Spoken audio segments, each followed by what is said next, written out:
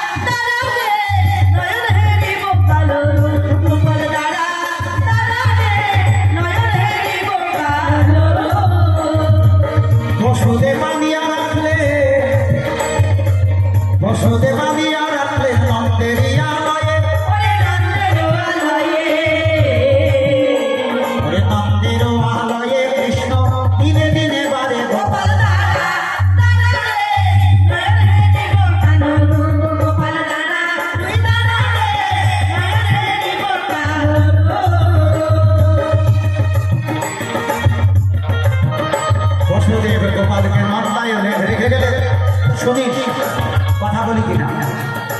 বসুদেব নন্দালয়ে রেখে গেলে নন্দালয়ে কৃষ্ণ দিনে দিনে বড় হচ্ছে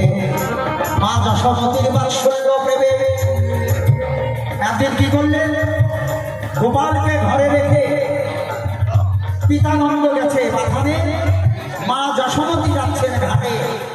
আর গোপালকে বললেন গোপাল এই যে নদী মাখন ছানা যদি দুগ্ধ ঘৃত সব রইল তুই একটু দেখে রাখিস গোপাল বলেন ঠিক আছে নন্দ গেলেন আমার থানে মা যশোদা গেলেন ঘাটে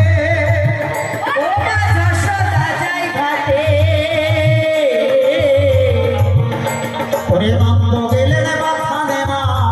যশোদা গেলেন ঘাটে ওরে তখন শূন্য গৃহ পেয়ে গোপাল শূন্য গৃহ পেয়ে গোপাল সকল নদী লোপে গোপাল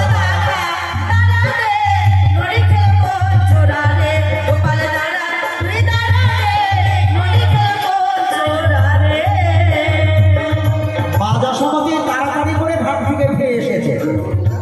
কিন্তু দূর থেকেই দেখতে পাচ্ছে যেখানে সেখানে অনেক ভাগ্য পড়ে আছে মা যশোমতীর মনে ভয় হয়ে গেল সর্বনাশ হয়তো কংস কোনো দত্ত দানবকে পাঠিয়েছিল আমার গোপালকে মারার জন্য এর আগে তো কতবার পাঠিয়েছে এইবারও মনে হয় পাঠিয়েছিল তাই মা যশোমতী তাড়াতাড়ি করে বাড়ির দিকে যাচ্ছে